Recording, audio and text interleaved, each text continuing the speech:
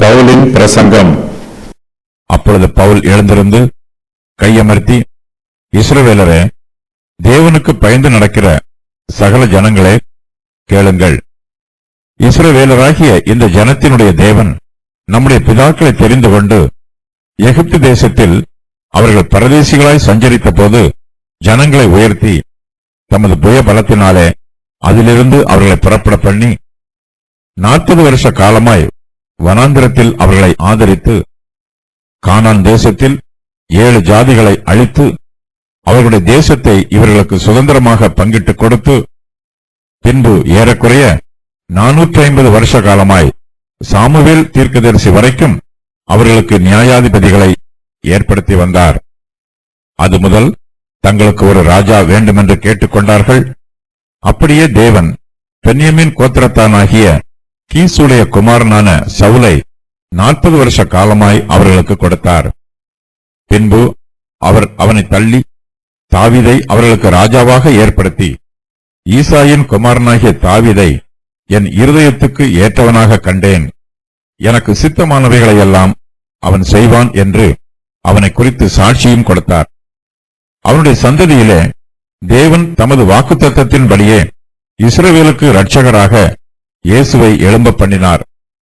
இவர் வெளிப்படுவதற்கு முன்னே மனம் திரும்புதலுக்கேற்ற ஞானஸ்நானத்தை குறித்து யோவான் இஸ்ரவேலர் யாவருக்கும் பிரசங்கித்தான். யோவான் தன் பணிவிடை ஓட்டத்தை நிறைவேற்றுகிற போது, நீங்கள் என்னை யார் என்று நினைக்கிறீர்கள்? நான் அவரல்ல, இதோ எனக்கு பின் ஒருவர் வருகிறார், அவருடைய பாதரட்சையை அவிழ்க்கிறதற்கும் நான் பாத்திரன் அல்ல என்றான். சகோதரரே, ஆபிரகாமின் சந்ததியில் பிறந்தவர்களே, தேவனுக்கு பயந்து நடக்கிறவர்களே, இந்த ரட்சிப்பின் வசனம் உங்களுக்கு அனுப்பப்பட்டிருக்கிறது. எருசலேமில் குடியிருக்கிறவர்களும் அவர்கள் அதிகாரிகளும் அவரை அறியாமலும் ஓய்வு நாள் தோறும் வாசிக்கப்படுகிற தீர்க்கதரிசிகளின் வாக்கியங்களை அறியாமலும் அவரை ஆக்கினைக்குள்ளாக தீர்த்ததினால் அந்த வாக்கியங்களை நிறைவேற்றினார்கள். மரணத்திற்கு ஏதுவானதொன்றும் அவரிடத்தில் காணாதிருந்தும் அவரை கொலை செய்யும்படிக்கு பிலாத்துவை வேண்டிக் கொண்டார்கள். அவரை குறித்து எழுதியிருக்கிறவைகள் யாவையும் அவர்கள் நிறைவேற்றின பின்பு அவரை மரத்திலிருந்து இறக்கி கல்லறையிலே வைத்தார்கள். தேவனோ அவரை மரித்தோரிலிருந்து எழுப்பினார். தம்முடனே கூட கலிலேயாவிலிருந்து எருசலேமுக்கு போனவர்களுக்கு அவர் அநேக நாள் தரிசனமானார். அவர்களே ஜனங்களுக்கு முன்பாக அவருக்கு சாட்சிகளாயிருக்கிறார்கள். நீர் என்னுடைய குமாரன், இன்று நான் உம்மை ஜனிப்பித்தேன் என்று 2ஆம் சங்கீதத்தில் எழுதியிருக்கிறபடியே இயேசுவை எழுப்பினதினாலே தேவன் நம்முடைய பிதாக்களுக்கு அருளிச் செய்த வாக்குத்தத்தத்தை அவருடைய பிள்ளைகளாகிய நமக்கு நிறைவேற்றினார் என்று நாங்களும் உங்களுக்கு சுவிசேஷமாய் அறிவிக்கிறோம். இனி அவர் அழிவுக்கு உட்படாதபடிக்கு அவரை மரித்தோரிலிருந்து எழுப்பினார் என்பதை குறித்து தாவீதுக்கு அருளின நிச்சயமான கிருபைகளை உங்களுக்கு கட்டளையிடுவேன் என்று திருவுளம் பற்றினார். அன்றியும் உம்முடைய பரிசுத்தர் அழிவை காணவட்டீர் என்று வேறொரு சங்கீதத்தில் சொல்லியிருக்கிறது. தாவீது தன் காலத்திலே தேவனுடைய சித்தத்தின்படி அவருக்கு ஊழியம் செய்த பின்பு நித்திரை அடைந்து தன் பிதாக்களிடத்திலே சேர்க்கப்பட்டு அழிவை கண்டான். தேவனால் எழுப்பப்பட்டவரோ அழிவை காணவில்லை. ஆதலால் சகோதரரே, இவர் மூலமாய் உங்களுக்கு பாவ மன்னிப்பு உண்டாகும் என்று அறிவிக்கப்படுகிறது என்றும், மோசேயின் நியாயப்பிரமாணத்தினாலே நீங்கள் எவைகளினின்று விடுதலையாகி நீதிமான்கள் ஆக்கப்படக்கூடாதிருந்ததோ, விசுவாசிக்கிறவன் எவனும் அவைகளினின்று இவராலே விடுதலையாகி நீதிமானாக்கப்படுகிறான் என்றும் உங்களுக்கு தெரிந்திருக்க கடவது.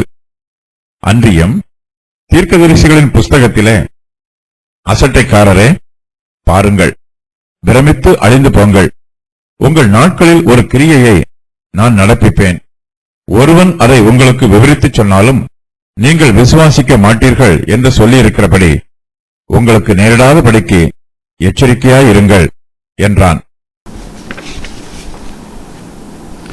இஸ்ரவேலரே, அப்பொழுது பவுல் எழுந்திருந்து கையமர்த்தி, இஸ்ரவேலரே, தேவனுக்கு பயந்து நடக்கிற சகல ஜனங்களே கேளுங்கள். இயேசு கிறிஸ்துவின் சுவிசேஷத்தை ஜெப ஆலயத்தில் உள்ள யூதருக்கு பிரசங்கம் பண்ணுகிற வாய்ப்பு பவுலுக்கு உண்டாயிற்று. பவுல் அந்த வாய்ப்பை சந்தோஷமாய் ஏற்றுக்கொண்டு அவர்களுக்கு பிரசங்கம் பண்ணுகிறான். பவுல் எழுந்திருந்து கை அமர்த்துகிறான். அவர்களுக்கு பிரசங்கம் பண்ண தான் ஆர்வத்தோடு இருப்பதாகவும் அவர்களை தான் அதிகமாக நேசிப்பதாகவும் அவர்களுக்கு தெரிவிக்கும் விதத்தில் பவுல் தன் கைகளை அசைக்கிறான். பவுல் தன் பிரசங்கத்தை ஆரம்பிக்கும் போது அவர்களை பார்த்து, இஸ்ரவேலரே, தேவனுக்கு பயந்து நடக்கிற சகல ஜனங்களே, கேளுங்கள் என்று சொல்லுகிறான். யூதர்கள் இயேசு கிறிஸ்துவை தங்கள் மேசியாவாக ஏற்றுக்கொள்ள வேண்டும் என்றும், இல்லை என்றால் யூதர்கள் மீது நியாய தீர்ப்பு வரும் என்றும் பவுல் அவர்களுக்கு தெளிவாக சொல்லுகிறான். ஜெப ஆலயத்தில் இருக்கிற ஜனங்கள் யூதர்களாக இருப்பதனால் பவுல் அவர்களுக்கு ஏற்ற செய்தியை பிரசங்கம் பண்ணுகிறான். எகிப்து தேசத்தில் இஸ்ரவேலராகிய இந்த ஜனத்தினுடைய தேவன் நம்முடைய பிதாக்களை தெரிந்து கொண்டு எகிப்து தேசத்தில் அவர்கள் பரதேசியாய் சஞ்சரித்த போது ஜனங்களை உயர்த்தி தமது புய பலத்தினாலே அதில் இருந்து அவர்களை புறப்பட பண்ணி, பவுல் தன் பிரசங்கத்தை கேட்கிற ஜனங்களை பார்த்து, அவர்கள் தேவனுக்கு பயந்து நடக்கிற ஜனங்கள் என்றும் அவர்கள் தேவனுக்கு பிரியமானவர்கள் என்றும் தேவன் அவர்களை விசேஷித்த விதமாய் நேசிக்கிறார் என்றும் கூறுகிறான். தேவன் தம்மை யூத ஜனங்களோடு விசேஷித்த ஐக்கியத்திற்கு உட்படுத்தி இருக்கிறார். அவர்களுக்காக தேவன் பெரிய காரியங்களை செய்திருக்கிறார். சர்வலோகத்தின் தேவனாக இருக்கிறவர் இஸ்ரவேல் ஜனத்தின் தேவனாக தம்மை விசேஷித்த வழியில் வெளிப்படுத்தி இருக்கிறார். இஸ்ரவேலரை தம்முடைய சொந்த ஜனமாக தெரிந்து கொண்டு அவர்களோடு உடன்படிக்கை செய்திருக்கிறார். சர்வ சிருஷ்டிக்கும் தேவனாக இருக்கிறவர் இஸ்ரவேலராகிய இந்த ஜனத்தினுடைய தேவனாக இருக்கிறார். யூத ஜனங்களின் பிதாக்களை தேவன் தம்முடைய சிநேகிதராக தெரிந்து கொண்டார். ஆபிரகாம் தேவனுடைய சிநேகிதன் என்று அழைக்கப்பட்டார். தாம் யூத ஜனங்களுடைய முற்பிதாக்களின் சிநேகிதராக இருப்பதை தேவன் அவர்களுக்கும் விளங்க பண்ணி இருக்கிறார். முற்பிதாக்களின் சிந்தனையில் அவர்கள் தேவனை பற்றி நினைக்கும் போது அவர்கள் தேவனுக்கு பயந்து நடந்தாலும் அவரை தங்கள் சிநேகிதராகவே பாவித்தார்கள். தேவன் யூதருடைய முற்பிதாக்களை சிநேகிதராக நேசித்ததினால் அவர்கள் மீது விசேஷித்த அன்பு கூர்ந்தார். அவர்களுக்கு பல சிலாக்கியங்களை காண்பித்தார். தேவன் தாமே இஸ்ரவேலருடைய முற்பிதாக்களை தெரிந்து கொண்டு அவர்களோடு உடன்படிக்கை செய்து கொண்டார். தேவன் இஸ்ரவேல் ஜனங்களுடைய முற்பிதாக்களை தெரிந்து கொண்டு இஸ்ரவேல் ஜனங்களை உயர்த்தினார். அவர்கள் சாதாரண ஜனங்களாக இருக்கும்போது அவர்களை ஒரு ஜாதியாக மாற்றினார். தேவன் ஒன்றும் இல்லாத வெறுமையில் இருந்து சிருஷ்டிக்கிறவர் இஸ்ரவேலர்களை வெறுமையில் இருந்து உயர்த்தினார். அவர்கள் எகிப்து தேசத்தில் பரதேசிகளாய் சஞ்சரித்தார்கள். அவர்கள் ஒன்றுமில்லாமல் இருக்கும் போதே தேவன் அவர்களை உயர்த்தினார். இஸ்ரவேல் ஜனங்கள் எகிப்து தேசத்தில் அடிமைகளாய் இருந்த சம்பவத்தை மறந்துவிடாமல் நினைவு கூற வேண்டும். தேவன் இஸ்ரவேல் ஜனங்களுக்கு எந்த விதத்திலும் கடன்பட்டவர் அல்ல. தேவன் தங்களை உயர்த்தியதற்கு இஸ்ரவேல் ஜனங்களே அவருக்கு கடன்பட்டிருக்கிறார்கள். தேவனுடைய சித்தம் என்ன என்பதை இஸ்ரவேல் ஜனங்கள் புரிந்து கொண்டு அவருக்கு கீழ்ப்படிந்து ஜீவிக்க இஸ்ரவேல் ஜனங்கள் தேவனுக்கு கடன்பட்டிருக்கிறார்கள். தேவன் இஸ்ரவேல் ஜனங்களை தமது புய பலத்தினாலே எகிப்தின் அடிமைத்தனத்திலிருந்து புறப்பட பண்ணினார். பல அற்புதங்களை செய்தார். தேவனுடைய அற்புதங்கள் இஸ்ரவேல் ஜனங்களுக்கு கிருபையையும் இரக்கத்தையும் வெளிப்படுத்திற்று. அதே சமயத்தில் அதே அற்புதங்கள் இஸ்ரவேல் ஜனங்களை அடிமைப்படுத்திய எகிப்தியர்களுக்கோ தேவனுடைய நியாய தீர்ப்பை வெளிப்படுத்திற்று. வனாந்திரத்தில் 40 வருஷ காலமாய் வனாந்திரத்தில் அவர்களை ஆதரித்து தேவன் தமது புய பலத்தினாலே இஸ்ரவேல் ஜனங்களை எகிப்திலிருந்து புறப்பட பண்ணி வனாந்திர வழியாக வழி நடத்தினார். அவர்கள் 40 வருஷங்களாய் வனாந்திரத்தில் இருந்தபோது தேவனே அவர்களை ஆதரித்தார். அவர்களுக்கு அன்றாட போஜனமாக மன்னாவை கொடுத்தார். 40 வருஷ காலமாக தேவன் இஸ்ரவேல் ஜனங்களை வனாந்திரத்தில் போஷித்து ஆதரித்து வந்தார். அவர்களுக்காக பல அற்புதங்களை செய்தார். இஸ்ரவேல் ஜனங்களோ வனாந்திரத்தில் கர்த்தருக்கு விரோதமாக முரட்டாட்டம் செய்தார்கள். அப்போது தேவன் அவர்களோடு நீடிய பொறுமையோடு இருந்து தாம் அவர்களோடு செய்து கொண்ட உடன்படிக்கையை காத்து கொண்டார். ஆனால் இஸ்ரவேல் ஜனங்களோ தேவனுடைய பொறுமையை அசட்டை பண்ணினார்கள். தேவனுக்கு விரோதமாக தொடர்ந்து முரட்டாட்டம் பண்ணினார்கள். இதனால் கோபமடைந்த தேவன் பல சமயங்களில் இஸ்ரவேல் ஜனங்களோடு தாம் செய்த உடன்படிக்கையை முறித்துக் கொள்ளலாம் என்று நினைத்தபோது மோசே தன்னுடைய ஜனங்களுக்காக பரிந்து பேசினான். கர்த்தர் மோசேயின் ஜெபத்தை கேட்டு இஸ்ரவேல் ஜனங்களை அழித்து போடாமல் பொறுமையோடு இருந்தார். கர்த்தர் நமக்கும் இந்த உலகத்தில் ஜீவனை கொடுத்திருக்கிறார், ஆயுசு காலத்தை கொடுத்திருக்கிறார். நம்முடைய ஜீவிய காலத்தில் கர்த்தருக்கு விரோதமாக நாம் பல பாவங்களை செய்திருக்கிறோம். அவை எல்லாவற்றையும் அவர் தம்முடைய கிருபையினாலே மன்னித்து தம்முடைய இரக்கத்தினாலே நம்மை போஷித்து பாதுகாத்து வருகிறார். நம்முடைய துன்மார்க்கத்தின் நிமித்தம் தேவனுடைய நியாய தீர்ப்பு நம் மீது வர வேண்டும். ஆனால் தேவனோ தம்முடைய கிருபையினால் நமக்கு நியாய தீர்ப்புக்கு பதிலாக மன்னிப்பை கொடுக்கிறார். நாம் தேவனுடைய பொறுமையை பல சமயங்களில் சோதித்திருக்கிறோம். ஆனாலும் தேவன் தம்முடைய நீடிய பொறுமையினால் நம்மை கைவிட்டு விடாமல் நம்மீது இரக்கமாகவே இருக்கிறார். கானான் தேசத்தில் 7 ஜாதிகளை அழித்து அவர்களுடைய தேசத்தை இவர்களுக்கு சுதந்திரமாக பங்கிட்டு கொடுத்து இஸ்ரவேல் ஜனங்கள் 40 வருஷ காலமாய் வனாந்தரத்தில் பிரயாணம் செய்த பின்பு தேவன் அவர்களை கானான் தேசத்திற்கு அழைத்து வந்தார். அவர்கள் இந்த தேசத்திற்கு வருவதற்கு முன்பாக அங்கு 7 ஜாதிகள் இருந்தார்கள். இஸ்ரவேல் ஜனங்களுக்கு கானான் தேசத்தை சுதந்திரமாக பங்கிட்டு கொடுக்க வேண்டும் என்பதற்காக தேவன் கானான் தேசத்தில் இருந்த 7 ஜாதிகளை அழித்தார். வனாந்தரத்தில் 40 வருஷ காலமாய் இஸ்ரவேல் ஜனங்களை ஆதரித்த தேவன் அவர்களை கானான் தேசத்திற்கும் அழைத்து வந்து அந்த தேசத்தை தம்முடைய ஜனங்களுக்கு சுதந்திரமாக பங்கிட்டு கொடுத்து தம்முடைய உடன்படிக்கையில் உண்மை உள்ளவராக இருக்கிறார். நியாயாதிபதிகள் பின்பு ஏறக்குறைய 450 வருஷ காலமாய் சாமுவேல் தீர்க்கதரிசி வரைக்கும் அவர்களுக்கு நியாயாதிபதிகளை ஏற்படுத்தி வந்தார். இஸ்ரவேல் ஜனங்கள் கானான் தேசத்தில் குடியேறிய பின்பு அவர்களுடைய சத்துருக்கள் மூலமாய் அவர்களுக்கு பிரச்சனை உண்டாயிற்று. சத்துருக்கள் அவர்களை நெருக்கினார்கள். சத்துருக்களின் கைகளில் இருந்து தம்முடைய ஜனங்களை விடுதலை பண்ணுவதற்காக தேவன் மனுஷர்களை எழுப்பினார். அவர்களுக்கு நியாயாதிபதிகளை ஏற்படுத்தி வந்தார். இஸ்ரவேல் ஜனங்கள் பல சமயங்களில் தேவனுக்கு விரோதமாக கலகம் செய்து அவருக்கு கோபம் மூட்டிய போதிலும் தேவனோ அவர்களை அவர்களுடைய சத்துருக்களின் கைகளுக்கு மீட்டு ரட்சித்தார். ஏறக்குறைய 450 வருஷ காலமாய் சாமுவேல் தீர்க்கதரிசி வரைக்கும் அவர்களுக்கு நியாயாதிபதிகளை ஏற்படுத்தி வந்தார். அதன் பின்பு இஸ்ரவேல் ஜனங்கள் தங்களுக்கு ஒரு ராஜா வேண்டும் என்று கேட்டுக்கொண்டார்கள். ராஜாக்கள் அது முதல் தங்களுக்கு ஒரு ராஜா வேண்டும் என்று கேட்டுக்கொண்டார்கள். அப்படியே தேவன் பென்யமீன் கோத்திரத்தானாகிய கீசுடைய குமாரனான சவுலை 40 வருஷ காலமாய் அவர்களுக்கு கொடுத்தார். பின்பு அவர் அவனை தள்ளி தாவீதை அவர்களுக்கு ராஜாவாக ஏற்படுத்தி ஈசாயின் குமாரனாகிய தாவீதை என் இருதயத்துக்கு ஏற்றவனாக கண்டேன், எனக்கு சித்தமானவைகளையெல்லாம் அவன் செய்வான் என்று அவனை குறித்து சாட்சியும் கொடுத்தார். இஸ்ரவேல் ஜனங்கள் தங்களுக்கு ஒரு ராஜா வேண்டும் என்று கேட்டுக்கொண்ட போது அப்படியே தேவன் அவர்களுக்கு ஒரு ராஜாவை கொடுத்தார். பென்யமீன் கோத்திரத்தானாகிய கீசுடைய குமாரனான சவுலை தேவன் அவர்களுக்கு முதலாவது ராஜாவாக கொடுத்தார். சவுல் அவர்களை 40 வருஷ காலமாய் ஆளுகை செய்தான். அதன் பின்பு தேவன் சவுலை தம்முடைய ஜனங்களுக்கு ராஜாவாய் இராதபடி தள்ளிவிட்டார். தாவீதை அவர்களுக்கு ராஜாவாக ஏற்படுத்தினார்.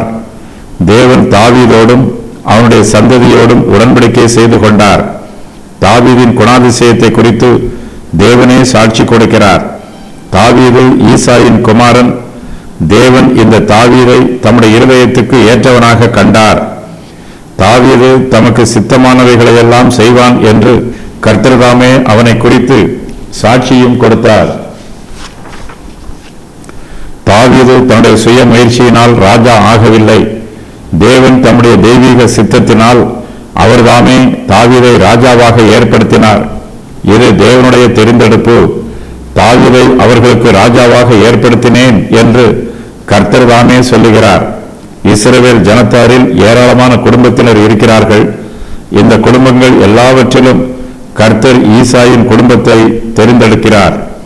ஈசாய்க்கு பல குமாரர்கள் இருந்தாலும் கர்த்தர் அவனுடைய குமாரரில் தாவீதையே இஸ்ரவேல் ஜனங்களுக்கு ராஜாவாக ஏற்படுத்தினார்.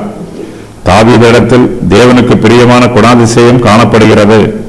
அவனுடைய இருதயம் தேவனுடைய இருதயத்திற்கு ஏற்றதாய் இருக்கிறது. நாம் தேவ சாயலாக சிருஷ்டிக்கப்பட்டிருக்கிறோம். நம்முடைய இருதயமும் தேவனுடைய இருதயத்திற்கு ஏற்றதாக இருக்க வேண்டும். அப்படிப்பட்டவர்களையே தேவன் அங்கீகரித்து தம்முடைய ஊழியத்தில் பயன்படுத்துகிறார். கர்த்தர் தாவீதை பார்க்கும்போது அவன் தமக்கு சித்தமானவைகளையெல்லாம் செய்வான் என்று அவனை குறித்து சாட்சியும் கொடுக்கிறார்.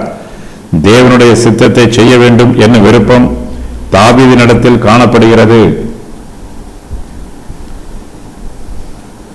அவனுடைய விருப்பத்தை நிறைவேற்றுவதற்கு கர்த்தர் அவனை பலப்படுத்துகிறார். அவனை ராஜாவாக உயர்த்துகிறார். தாவீதின் சித்தமும் தேவனுடைய சித்தமும் ஒன்றாய் இருப்பதினால் கர்த்தர் அவனை தம்முடைய இருதயத்திற்கு ஏற்றவனாக காண்கிறார். இஸ்ரவேல் ஜனங்களை வெவ்வேறு ராஜாக்கள் ஆளுகை செய்தார்கள். தேவன் அவர்களுக்கு சவுலைத்தான் முதலாக ராஜாவாக கொடுத்தார். ஆனால் பின்பு கர்த்தர் அவனை தள்ளிவிடுகிறார். இந்த பூமியில் உள்ள ராஜாக்களோ ராஜ்யங்களோ பரிபூர்ணமாக இருக்காது. ஆகையினால் தம்முடைய தெய்வீக சித்தத்தின் பிரகாரமாக தம்முடைய ராஜ்யத்தை இந்த பூமியில் ஸ்தாபிக்க வேண்டும் என்று தேவன் தீர்மானம் செய்திருக்கிறார். தேவனுடைய ராஜ்யம் உலக பிரகாரமான ராஜ்யம் அல்ல. இது மேசியாவின் ராஜ்யம். இது ஆவிக்குரிய ராஜ்யம். இயேசு கிறிஸ்து தேவனுடைய ராஜ்யத்தை ஸ்தாபிப்பதற்காகவே இந்த பூமிக்கு வந்தார். சுவிசேஷத்தின் மூலமாக தேவனுடைய ராஜ்யத்தை பற்றிய செய்தி ஜனங்களுக்கு பிரசங்கிக்கப்படுகிறது.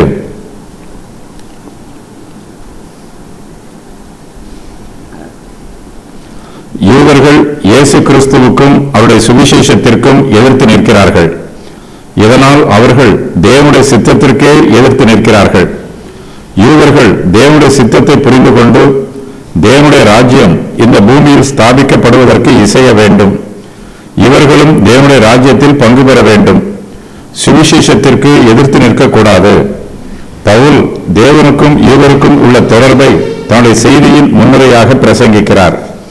இதன் பின்பே ஜெப ஆலயத்தில் உள்ள யூதர்களிடத்தில் இயேசு கிறிஸ்துவின் சுவிசேஷ செய்தியை பிரசங்கம் பண்ணுகிறான். தேவனுடைய சித்தத்தின் பிரகாரம் இஸ்ரவேல் ராஜ்யத்தை ஆளுகை செய்வதற்கு தாவீது தேவனால் தெரிந்தெடுக்கப்பட்டவர். நியாயப்பிரமாணத்தின் பிரகாரம் தாவீது தேசத்தை ஆளுகை செய்து வழிநடத்தினார். இஸ்ரவேலில் தாவீது விக்கிரக ஆராதனையை அனுமதிக்கவில்லை. எல்லா காரியங்களிலும் தேவனுடைய வழிநடத்துதலை நாடினார். தேவனுடைய இருதயத்திற்கு ஏற்ற பிரகாரமாக தாவீது தன்னுடைய பொது வாழ்வில் நடந்து கொண்டார். தனது சொந்த தனிப்பட்ட வாழ்வில் தாவீது சில தவறுகள் செய்ததை வேத வாக்கியத்தின் வாயிலாக வாசிக்கிறோம். சவுல் தாவீதுக்கு நேர் எதிராக இருந்தவன். இயேசு அவருடைய சந்ததியிலே தேவன் தமது வாக்குத்தத்தத்தின்படியே இஸ்ரவேலுக்கு இரட்சகராக இயேசுவை எழும்ப பண்ணினார். கர்த்தராகிய இயேசு கிறிஸ்துவை பற்றி பவுல் ஜெப ஆலயத்தில் உள்ள யூதருக்கு பிரசங்கம் பண்ணுகிறான். இயேசு கிறிஸ்துவே தேவனால் வாக்குத்தத்தம் பண்ணப்பட்ட சந்ததியாக இருக்கிறார் என்று பவுல் அவர்களுக்கு விவரித்து சொல்லுகிறான். தாவீது தேவனுடைய இருதயத்திற்கு ஏற்றவனாய் இருக்கிறான். தேவன் தம்முடைய வாக்குத்தத்தத்தின் படியே தாவீதினுடைய சந்ததியிலே இஸ்ரவேலுக்கு இரட்சகராக இயேசுவை எழும்ப பண்ணி இருக்கிறார். இயேசு கிறிஸ்துவின் சுவிசேஷத்தை பவுல் யூதருக்கு பிரசங்கம் பண்ணும்போது இயேசுவையும் சுவிசேஷத்தையும் அவர்களோடு தொடர்பு படுத்தி பேசுகிறான். இயேசு கிறிஸ்துவின் சுவிசேஷம் எல்லா அங்கீகரிப்புக்கும் பாத்திரமாக இருக்கிறது. இரட்சகரை பற்றிய நற்செய்தியை கிறிஸ்துவின் சுவிசேஷம் மனுஷருக்கு அறிவிக்கிறது. மனுஷருடைய பாவங்களே அவர்களுக்கு பிரதான சத்துரு. மனுஷருடைய பாவங்களில் இருந்து அவர்களை ரட்சிப்பதற்காக தேவன் இயேசு கிறிஸ்துவை இரட்சகராக எழும்ப பண்ணி இருக்கிறார். தேவன் தம்முடைய வாக்குத்தத்தத்தின் படியே இயேசுவை முதலாவதாக இஸ்ரவேலுக்கே இரட்சகராக எழும்ப பண்ணினார். இஸ்ரவேலரை ஆசீர்வதிப்பது தேவனுக்கு பிரியமானது. இஸ்ரவேல் ஜனங்கள் இயேசு கிறிஸ்துவையும் அவருடைய சுவிசேஷத்தையும் ஏற்றுக்கொள்ளாமல் புறக்கணித்த போதிலும் தேவன் இயேசுவை அவர்களுக்கு இரட்சகராகவே எழும்ப பண்ணி இருக்கிறார். இஸ்ரவேலரை கூட்டி சேர்ப்பதே சுவிசேஷத்தின் நோக்கம். தேவன் இரட்சகரை தாவீதின் சந்ததியில் எழும்ப பண்ணி இருக்கிறார். தாவீது யூதருடைய ராஜா. இஸ்ரவேல் ஜனங்கள் தாவீதின் நிமித்தமாக பெருமைப்படுகிறார்கள். இயேசு கிறிஸ்துவை யூதர்கள் எல்லோரும் ஏற்றுக்கொள்ள வேண்டும் என்பதற்காக தம்முடைய வாக்குத்தத்தத்தின்படியே இஸ்ரவேலுக்கு தாவீதின் சந்ததியில் இரட்சகராக இயேசுவை தேவன் எழும்ப பண்ணி இருக்கிறார். இந்த வாக்குத்தத்தத்தை தேவன் தாவீதுக்கு கொடுத்தார். இப்படிப்பட்ட மேன்மையான வாக்குத்தத்தத்தை ஏற்றுக்கொள்ள யூதர்கள் தயங்கக்கூடாது. சுவிசேஷத்தை புறக்கணித்துவிடக் கூடாது. கர்த்தர் தமது கிருபையினால் தமது சுவிசேஷத்தின் நற்செய்தியை பவுலின் மூலமாக யூதருக்கு அறிவிக்கிறார். யோவான் ஸ்நானன். இவர் வெளிப்படுவதற்கு முன்னே மனம் திரும்புவதற்கு ஏற்ற ஞான ஸ்நானத்தை குறித்து யோவான் இஸ்ரவேல் யாவருக்கும் பிரசங்கித்தான். யோவான் தன் பணிவிடை ஓட்டத்தை நிறைவேற்றுகிற போது, நீங்கள் என்னை யார் என்று நினைக்கிறீர்கள்? நான் அவர் அல்ல, இதோ எனக்கு பின் ஒருவர் வருகிறார், அவருடைய பாதரட்சையை அவிக்கிறதற்கும் நான் பாத்திரன் அல்ல என்றார். பவுல் யூதருக்கு இயேசு கிறிஸ்துவை பற்றி பிரசங்கம் பண்ணும்போது யோவான் ஸ்நானனை பற்றியும் குறிப்பிடுகிறான். யோவான் ஸ்நானன் இயேசு கிறிஸ்துவுக்கு வழியை ஆயத்தம் பண்ணுவதற்காக அவருக்கு முன்னாக ஓடியவன். மனுஷருக்குள்ளே அவன் பெரியவனாக இருந்தான். அவனை ஒரு தீர்க்கதரிசி என்று எல்லோரும் அங்கீகாரம் பண்ணினார்கள். மேசியாவின் வருகை யூதருக்கு ஆச்சரியமாய் இருக்கக்கூடாது. ஏனெனில் இயேசு கிறிஸ்து வெளிப்படுவதற்கு முன்னே யோவான் ஸ்நானன் மனம் திரும்புதலை குறித்து ஜனங்களுக்கு எச்சரித்து கூறினான். இஸ்ரவேலர் யாவருக்கும் மனம் திரும்புதலுக்கு ஏற்ற ஞான ஸ்நானத்தை குறித்து பிரசங்கித்தான். அவர்களுடைய பாவத்தை உணர்த்தி காண்பித்தான். அவர்கள் மனம் திரும்ப வேண்டும் என்று வலியுறுத்தி சொன்னான். அவர்கள் மனம் திரும்புதலுக்கு ஏற்ற கனிகளை கொடுக்க வேண்டும் என்று அவர்களுக்கு எடுத்துச் சொன்னான். யோவான் ஸ்நானன் தன்னுடைய ஊழியத்தை நிறைவேற்றினான். அவன் தன் பணிவிடை ஓட்டத்தை நிறைவேற்றுகிற போது, நீங்கள் என்னை யார் என்று நினைக்கிறீர்கள் என்று ஜனங்களிடத்தில் கேட்டான். ஒருவேளை ஜனங்கள் யோவான் ஸ்நானனை மேசியா என்று நினைத்திருக்கலாம். யூதர்கள் மேசியாவின் வருகையை எதிர்பார்த்து காத்திருக்கிறார்கள். அவர்கள் யோவான் ஸ்நானனை மேசியா என்று நினைப்பார்கள் என்றால் அது தவறான எண்ணம் என்று அவர்களுக்கு எடுத்துச் சொல்லுகிறான். நான் அவரல்ல என்று யூதர்களிடம் சந்தேகத்திற்கு இடமில்லாமல் தெளிவுபடுத்துகிறான். யோவான் ஸ்நானன் மேசியாவை பற்றி சொல்லும்போது, இதோ எனக்கு பின் ஒருவர் வருகிறார், அவருடைய பாதரட்சையை அவிழ்க்கிறதற்கும் நான் பாத்திரன் அல்ல என்று சொல்லிவிடுகிறான். ஆகையினால் தன்னுடைய வார்த்தையின் மூலமாக ஜனங்கள் தன்னை யார் என்று கண்டுகொள்வார்கள் என்று யோவான் ஸ்நானன் எதிர்பார்க்கிறான். இயேசுவின் மரணம். சகோதரரே, ஆபிரகாமின் சந்ததியில் பிறந்தவர்களே, தேவனுக்கு பயந்து நடக்கிறவர்களே, இந்த ரட்சிப்பின் வசனம் உங்களுக்கு அனுப்பப்பட்டிருக்கிறது. எருசலேமில் குடியிருக்கிறவர்களும் அவர்கள் அதிகாரிகளும் அவரை அறியாமலும் ஓய்வு நாள் தோறும் வாசிக்கப்படுகிற தீர்க்கதரிசிகளின் வாக்கியங்களை அறியாமலும் அவரை ஆக்கினைக்கு உள்ளாக தீர்த்ததினால் அந்த வாக்கியங்களை நிறைவேற்றினார்கள். மரணத்திற்கு ஏதுவானது ஒன்றும் அவரிடத்தில் காணாதிருந்தும் அவரை கொலை செய்யும்படிக்கு பிலாத்துவை வேண்டிக் கொண்டார்கள். அவரை குறித்து எழுதியிருக்கிறவைகள் யாவையும் அவர்கள் நிறைவேற்றின பின்பு அவரை மரத்தில் இருந்து இறக்கி கல்லறையிலே வைத்தார்கள். எருசலேமில் கூடியிருக்கிற யூதர்களும் அவர்களுடைய அதிகாரிகளும் இயேசு கிறிஸ்துவை தங்களுடைய மேசியாவாக ஏற்றுக்கொண்டு அவரை வரவேற்றிருக்க வேண்டும். ஆனால் அவர்களோ இயேசு கிறிஸ்துவை துன்பப்படுத்தினார்கள். அவரை சிலுவையில் அறைந்து கொன்று போட்டார்கள். அப்போஸ்தலர்கள் இயேசு கிறிஸ்துவை பற்றி பிரசங்கம் பண்ணுகிற போது கிறிஸ்துவை இரட்சகராக அவர்களுக்கு வெளிப்படுத்தி காண்பித்தார்கள். இயேசு கிறிஸ்துவை சிலுவையில் அறையப்பட்டவராகவும் அவருடைய சொந்த ஜனங்களே அவரை சிலுவையில் அறைந்து கொண்டு போட்டார்கள் என்றும் யூதருக்கு எடுத்துச் சொன்னார்கள். இதே சத்தியத்தையே பவுலும் அவர்களுக்கு சொல்லுகிறான். எருசலேமில் குடியிருக்கிறவர்களும் அவர்கள் அதிகாரிகளும் இயேசு கிறிஸ்துவை மரண ஆக்கினைக்கு உள்ளாக தீர்த்து விட்டார்கள் என்று அவர்கள் செய்த தப்பிதங்களை அவர்களுக்கு விளக்கிச் சொல்லுகிறான். இயேசு கிறிஸ்துவிடம் மரணத்திற்கு ஏதுவானது ஒன்றும் காணப்படவில்லை. பிலாத்துவுக்கும் இயேசுவை கொலை செய்ய மனமில்லை. ஆனால் அவர்களோ இயேசுவை கொலை செய்யும்படி பிலாத்துவை வேண்டிக் கொண்டார்கள். பிலாத்துவின் விருப்பத்திற்கும் மனச்சாட்சிக்கும் விரோதமாக யூதர்கள் பிலாத்துவை சம்மதிக்க வைக்கிறார்கள். இயேசு கிறிஸ்துவிடம் மரணத்திற்கு ஏதுவான குற்றம் எதுவும் காணப்படாத போதிலும் அவரை சிலுவை மரணத்திற்கு ஒப்புக் கொடுக்கிறார்கள். யூதர்கள் இயேசு கிறிஸ்துவை சிலுவை மரத்தில் தூக்கி கொலை செய்ததினால் மேசியாவின் மூலமாக அவர்களுக்கு வாக்கு பண்ணப்பட்டிருந்த எல்லா வாக்குத்தத்தங்களும் ஆசீர்வாதங்களும் சித்திக்காமல் போயிற்று. சுவிசேஷம் யூதர்கள் மத்தியிலே முதலாக பிரசங்கிக்கப்பட்டது. ஓய்வு நாள் தோறும் தீர்க்கதரிசிகளின் வாக்கியங்கள் அவர்களுக்கு முன்பாக வாசிக்கப்பட்டது. ஆனால் அவர்களோ இயேசு கிறிஸ்துவையும் அறியவில்லை, தீர்க்கதரிசிகளின் வாக்கியங்களையும் அறியவில்லை. இயேசுவை கொலை செய்கிற போது தாங்கள் யாரை கொலை செய்கிறோம் என்பதும் அவர்களுக்கு தெரியவில்லை. ஆகையினால் தான் இயேசு கிறிஸ்து தம்மை சிலுவையில் அறைந்தவர்களுக்காக தம்முடைய பிதாவிடத்தில் ஜெபித்த போது, பிதாவே இவர்களுக்கு மன்னியும், தாங்கள் செய்கிறது இன்னதென்று தெரியாதிருக்கிறார்களே என்று கூறி ஜெபித்தார். பேதுருவும், சகோதரரே, நீங்களும் உங்கள் அதிகாரிகளும் அறியாமையினாலே இதை செய்தீர்கள் என்று அறிந்திருக்கிறேன் என்று இதே போன்ற வார்த்தையை யூதர்கள் மத்தியிலே சொன்னான். யூதர்கள் ஓய்வு நாள் தோறும் தீர்க்கதரிசிகளின் வாக்கியங்களை தங்கள் காதுகளால் கேட்கிறார்கள். ஆனால் அவர்கள் தீர்க்கதரிசிகளின் வார்த்தைகளை அறிந்து கொள்ளவில்லை. மேசியா பாடுகளை அனுபவிக்க வேண்டும் என்று வேதத்தில் முன்னறிவிக்கப்பட்டிருக்கிறது. ஆனால் யூதர்களோ இந்த சத்தியத்தை கேட்டும் அறிந்து கொள்ளவில்லை. யூதர்கள் தீர்க்கதரிசிகளின் வாக்கியங்களை வாசிக்கிறார்கள். வாசித்தாலும் தீர்க்கதரிசிகளின் சத்தத்தை அவர்களால் அறிந்து கொள்ள முடியாமல் போயிற்று. இப்பொழுது சுவிசேஷத்தின் சத்தியம் அவர்களுக்கு பிரசங்கம் பண்ணப்படுகிறது. சுவிசேஷத்தை தங்கள் காதுகளால் கேட்கிறார்கள். ஆனால் கிறிஸ்துவின் சுவிசேஷத்தை யூதர்கள் அறியாதவர்களாகவே இருக்கிறார்கள். தம்மையும் தம்முடைய சுவிசேஷத்தையும் யூதர்கள் ஏற்றுக்கொள்ளாததினால் தேவனும் அவர்களை ஏற்றுக்கொள்ளாமல் புறக்கணித்து ஒதுக்கி தள்ளிவிடுகிறார்.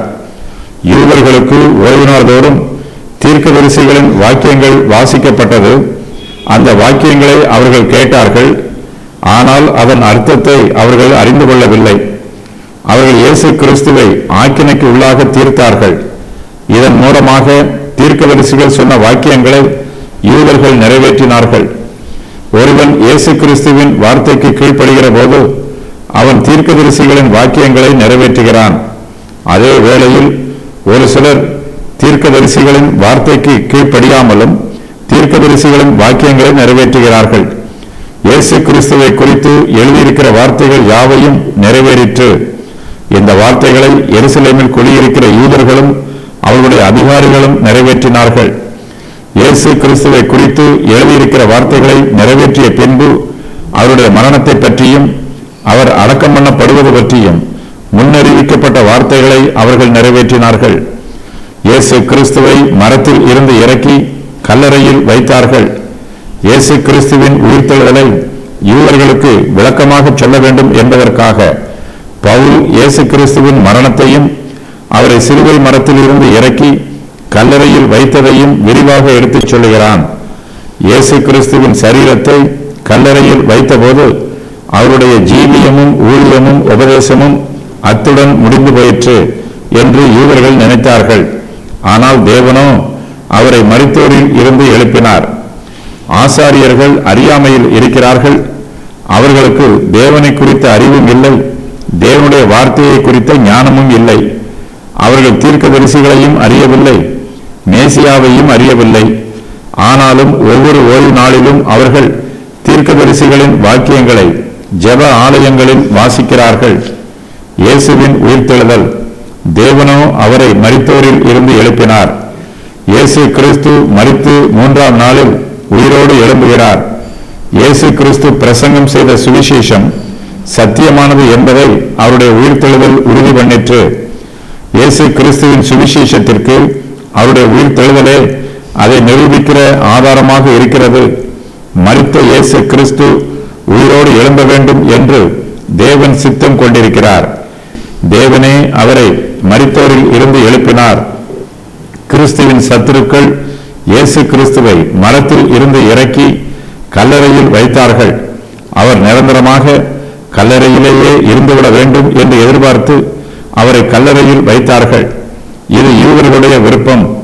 ஆனால் தேவனுடைய சித்தமோ வேறாய் இருக்கிறது. கிறிஸ்து உயிர்த்தெழ வேண்டும் என்பதே தேவனுடைய சித்தம். தம்முடைய தெய்வீக சித்தத்தின் பிரகாரமாக தேவன் இயேசுவை உயிரோடு எழுப்பினார், தரிசனமானார். தம்முடனே கூட கலிலேயாவில் இருந்து எருசலேமுக்கு போனவர்களுக்கு அவர் அநேக நாள் தரிசனமானார். அவர்களே ஜனங்களுக்கு முன்பாக அவருக்கு சாட்சிகளாக இருக்கிறார்கள். இயேசு கிறிஸ்து உயிரோடு எழுந்தார் என்பதற்கு போதுமான அளவு சான்றுகள் உள்ளன. உயிர்த்தெழுந்த இயேசு கிறிஸ்து அநேக நாள் தரிசனமானார். இயேசு கிறிஸ்துவுடனே கூட கலிலேயாவில் இருந்து எருசலேமுக்கு போனவர்களுக்கு அவர் அநேக நாள் தரிசனமானார். அவர்களே ஜனங்களுக்கு முன்பாக இயேசு கிறிஸ்து உயிர்த்தெழுந்ததற்கு சாட்சிகளாக இருக்கிறார்கள். இயேசு கிறிஸ்துவின் உயிர்த்தெழுதலை குறித்து அவர்கள் அநேகந்தரம் சாட்சியாய் அறிவித்திருக்கிறார்கள், இன்னும் சாட்சியாய் அறிவித்துக் கொண்டிருக்கிறார்கள். தங்களுக்கு மரணமே வந்தாலும் இயேசு கிறிஸ்துவின் உயிர்த்தெழுதலை சாட்சியாய் அறிவிப்பதற்கு அவர்கள் ஆயத்தமாய் இருக்கிறார்கள். உயிர்த்தெழுந்த இயேசு கிறிஸ்துவை தானும் தரிசித்ததாக பவுல் இங்கு சொல்லவில்லை. பவுல் உயிர்த்தெழுந்த இயேசு கிறிஸ்துவை பிரத்யட்சமாக தரிசிக்கவில்லை, அவரை தன் தரிசனத்தில் கண்டான். இயேசு கிறிஸ்துவின் உயிர்த்தெழுதலை பற்றி பிறருக்கு சாட்சியாய் அறிவிப்பதற்கு பவுலுக்கு கிடைத்த தரிசனமே அவனுக்கு போதுமானதாயிற்று.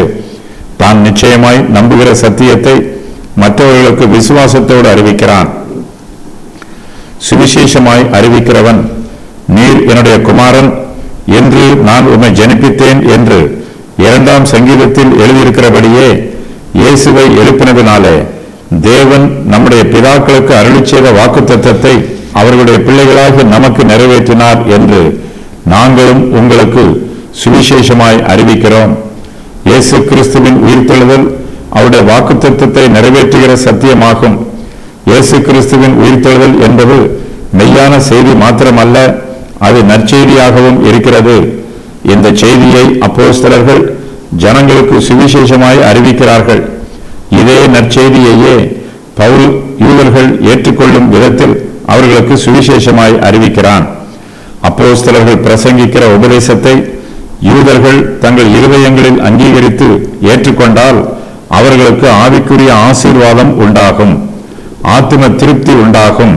ஏனெனில் தேவன் இயேசுவை எழுப்பினதினாலே அவர் அவர்களுடைய பிதாக்களுக்கு அருளிச் செய்த வாக்குத்தத்தத்தை அவர்களுடைய பிள்ளைகளாகிய யூத ஜனத்தாருக்கு நிறைவேற்றி இருக்கிறார்.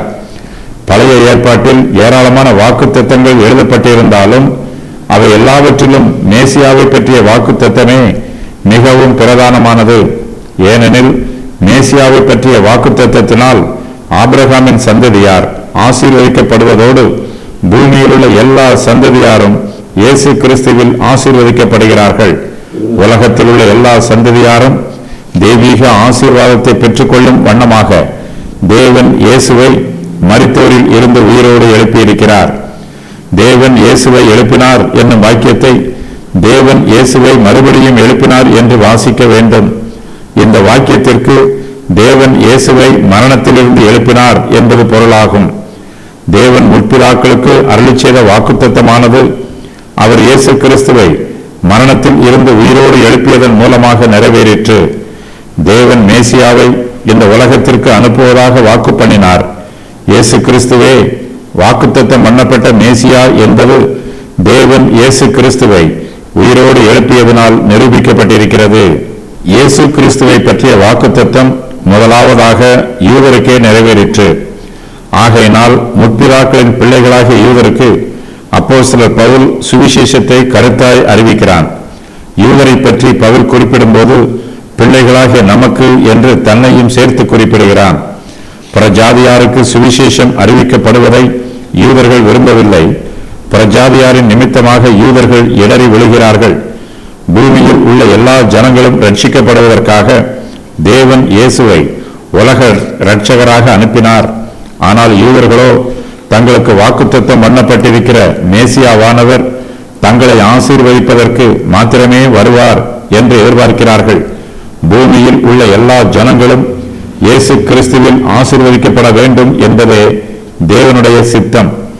எல்லா ஜனங்களும் ஆசீர்வதிக்கப்படாமல் யூதர்கள் மாத்திரம் ஆசீர்வதிக்கப்பட்டால் தேவனுடைய சித்தம் பூரணமாக நிறைவேறாது. அதே வேளையில் எல்லா ஜனங்களும் ஆசீர்வதிக்கப்படும் போது யூத ஜனங்களும் இயேசு கிறிஸ்துவில் ஆசீர்வதிக்கப்பட வேண்டும்.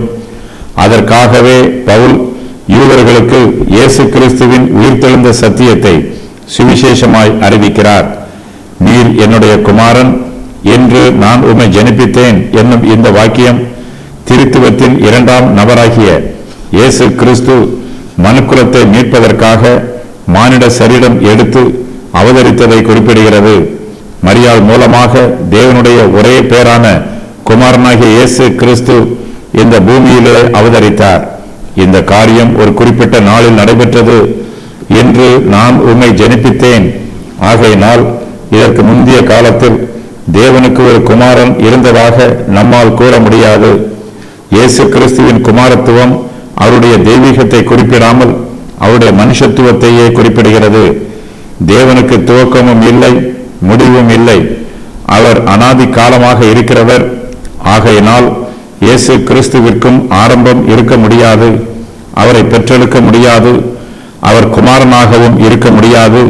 அவர் எப்போதுமே தேவனாகவே இருக்கிறவர்.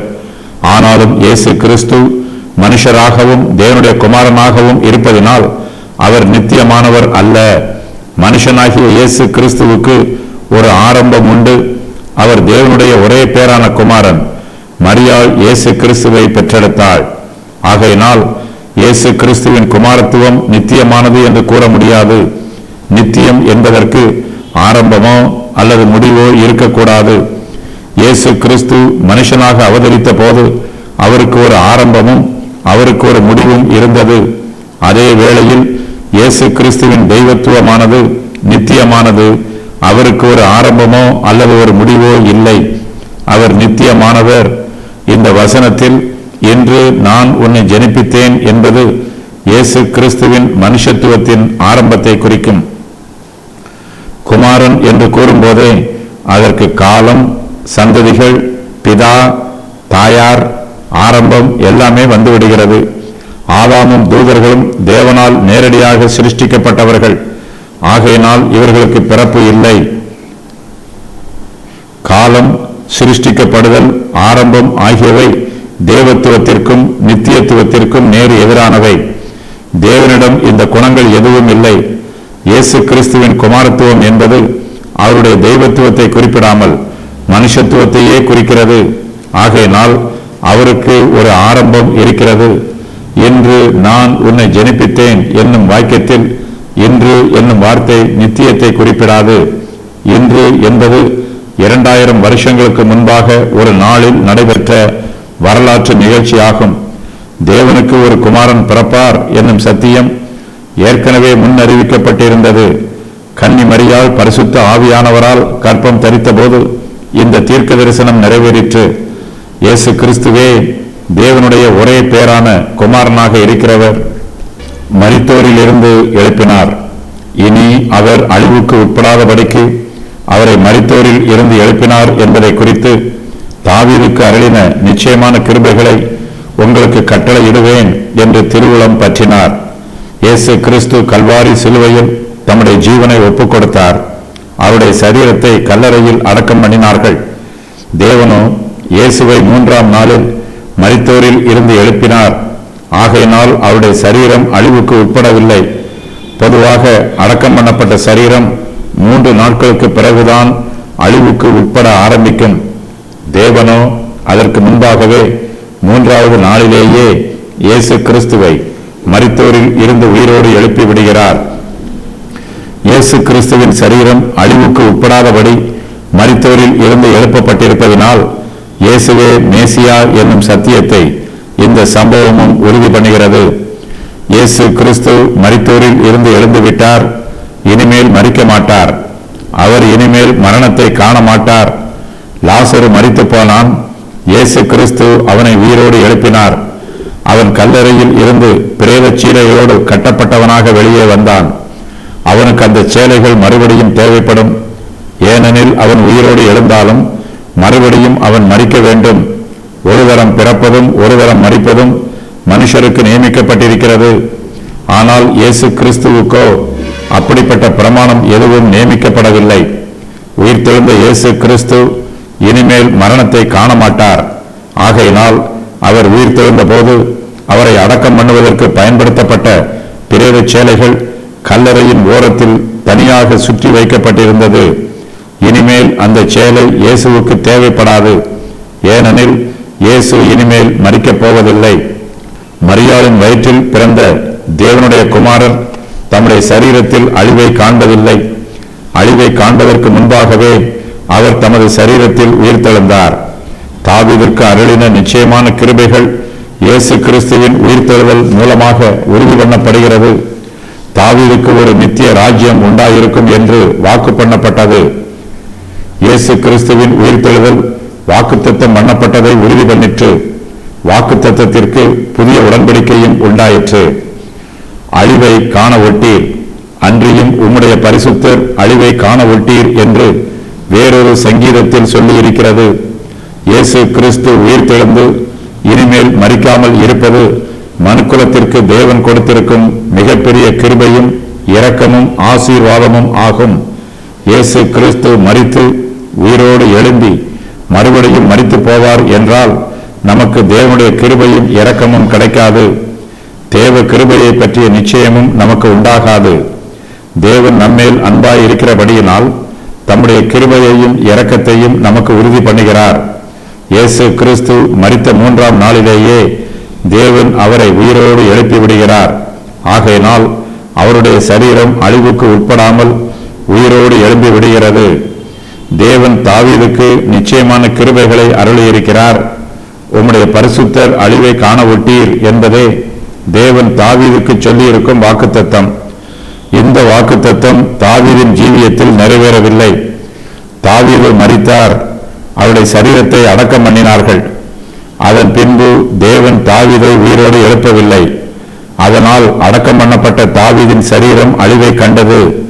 உம்முடைய பரிசுத்தர் அழிவை காண ஒட்டீர் என்னும் வாக்குத்தத்தம் இயேசு கிறிஸ்துவில் நிறைவேறியிருக்கிறது. தாவீது அழிவை கண்டான்.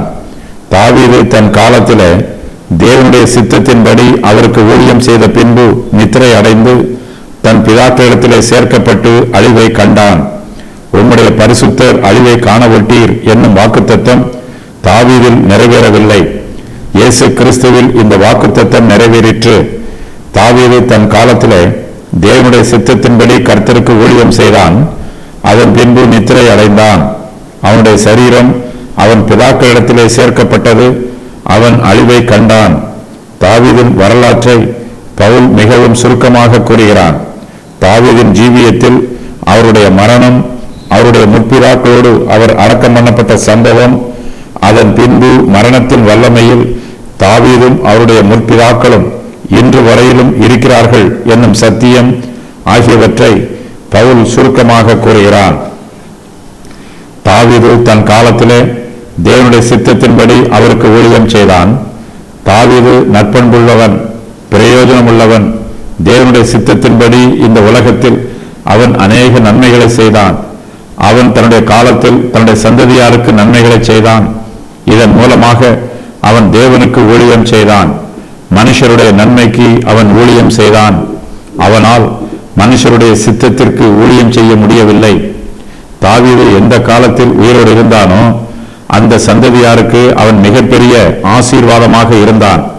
தன்னுடைய காலத்தில் வாழ்ந்த சந்ததியாருக்கு அவன் ஊழியம் செய்தான். அவனுடைய காலத்தில் பலர் ஜனங்களுக்கு சாபமாகவும் கொள்ளை நோயாகவும் வேதனையாகவும் இருந்தார்கள். ஆனால் தாவீதோ அவர்களுக்கு நன்மை செய்கிற ஊழியக்காரனாக இருந்தான். இந்த உலகத்தில் ஜனங்களுக்கு நன்மை செய்கிறவர்கள் தங்களை எல்லோருக்கும் ஊழியம் செய்கிறவர்களாக பாவித்துக் கொள்வார்கள். நாம் இந்த உலகத்தில் நம்முடைய சுய இச்சைகளை நிறைவேற்றுவதற்காக பிறக்கவில்லை. நாம் வாழ்கிற சமுதாயத்தில் நம்முடைய காலத்தில் நம்மால் முடிந்த எல்லா உதவிகளையும் ஜனங்களுக்கு செய்ய வேண்டும். பிறருக்கு உதவி செய்ய நாம் எப்போதுமே ஆயத்தமாய் இருக்க வேண்டும். இந்த உலகத்தில் மற்றவர்களுக்கு சேவை செய்யவே நாம் பிறந்திருக்கிறோம் என்னும் மனப்பக்குவம் நம்மிடத்தில் காணப்பட வேண்டும். இந்த விஷயத்தில் தாவீது நல்லவனாகவே இருந்திருக்கிறான். தன்னுடைய காலத்தில் ஜனங்களுக்கு நன்மை செய்தான்.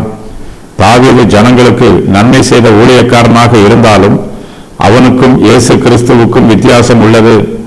தாவீது தன் காலத்தில் வாழ்ந்த ஜனங்களுக்கு மாத்திரமே ஊழியம் செய்தான். ஆனால் இயேசு கிறிஸ்துவோ எல்லா காலங்களிலும் இருக்கிற ஜனங்களுக்கு நன்மை செய்கிறார். எல்லா காலங்களிலும் இயேசு கிறிஸ்து நன்மை செய்கிற ஊழியத்தை செய்ய வேண்டுமானால் அவர் மரணத்தை காணக்கூடாது. அவர் நித்தியமாக ஜீவிக்க வேண்டும். ஆகையினால் இயேசு கிறிஸ்துவின் மரணமானது ஒரு நித்திரையை போல் இருக்கிறது. தேவனுடைய ஊழியத்தை தங்களுடைய காலத்தில் செய்கிற ஊழியக்காரர்களுடைய மரணம் தேவனுடைய பார்வையில் ஒரு நித்திரையைப் போலவே இருக்கிறது. அவர்கள் தங்கள் ஊழியத்தை செய்துவிட்டு இளைப்பாறுதல் அடைகிறார்கள். தாவீது தேவனுடைய சித்தத்தின்படி அவருடைய ஊழியத்தை நிறைவேற்றுகிற வரையிலும் அவனுக்கு மரணம் உண்டாகவில்லை. ஊழியம் செய்த பின்புதான் தாவீதுக்கு மரண நித்திரை உண்டாயிற்று. இயேசு கிறிஸ்து கல்வாரி சிலுவையில் மரித்தாலும் தேவன் அவரை 3ஆம் நாளில் உயிரோடு எழுப்பியிருக்கிறார். எந்த நோக்கத்திற்காக தேவன் இயேசுவை உயிரோடு எழுப்பியிருக்கிறாரோ அந்த ஊழியத்தை நிறைவேற்றுகிற வரையிலும் இயேசு கிறிஸ்துவுக்கு மறுபடியும் மரண நித்திரை உண்டாகாது. இயேசு கிறிஸ்துவின் ஊழியம் நித்தியமானது. ஆகையினால் அவர் தம்முடைய அழிவை காண மாட்டார். தேவனுக்கு சாட்சியாக ஊழியம் செய்கிறவர்கள் தங்கள் சாட்சியின் ஊழியத்தை நிறைவேற்றுகிற வரையிலும் மரணத்தை காண மாட்டார்கள். கர்த்தருக்காக ஊழியம் செய்கிறவர்களின் மரணம் இன்பமான நித்திரையாக இருக்கும். தாவீதின் மரணமும் மகிழ்ச்சியான நித்திரையாக இருந்தது. அவர் தன்னுடைய பிதாக்களிடத்தில் சேர்க்கப்படுகிறார். பிதாக்களோடு கல்லறையில் இருக்கிறார். தாவீது கல்லறையில் தன் அழிவை கண்டார். தாவீது உயிரோடு எழும்பவில்லை என்பது எல்லோருக்கும் தெரியும். ஆகையினால் உம்முடைய பரிசுத்தர் அழிவை காண ஒட்டீர் என்னும் வாக்குத்தத்தம் தாவீதில் நிறைவேறவில்லை. இந்த வாக்குத்தத்தம் இயேசு கிறிஸ்துவில் நிறைவேறிற்று. ஏனெனில் தேவனால் எழுப்பப்பட்டவராகிய இயேசுவே அழிவை காணவில்லை. இயேசு அழிவை காணவில்லை. தேவனால் எழுப்பப்பட்டவரோ அழிவை காணவில்லை. தேவனுடைய வாக்குத்தத்தம் இயேசு கிறிஸ்துவில் நிறைவேறிற்று. இயேசு கிறிஸ்துவே தேவனால் எழுப்பப்பட்டவர். இவர் அழிவை காணவில்லை. பவுல் யூதருக்கு இயேசு கிறிஸ்துவின் உயிர்த்தெழுந்த சுவிசேஷத்தை அறிவித்துக் கொண்டிருக்கிறான். பழைய ஏற்பாட்டு வாக்குத்தத்தம் இயேசு கிறிஸ்துவில் நிறைவேறி இருக்கிறது என்பதை தெளிவுபடுத்துகிறான். பழைய ஏற்பாட்டில் சொல்லப்பட்டிருக்கிற வாக்குத்தத்தத்தையும் அது இயேசு கிறிஸ்துவில் நிறைவேறிற்று என்பதையும் தேவன் கொடுக்கும் ரட்சிப்புக்கும் யூத ஜனங்களுக்கும் இடையில் உள்ள தொடர்பையும் பவுல் அவர்களுக்கு எடுத்துச் சொல்லுகிறான்.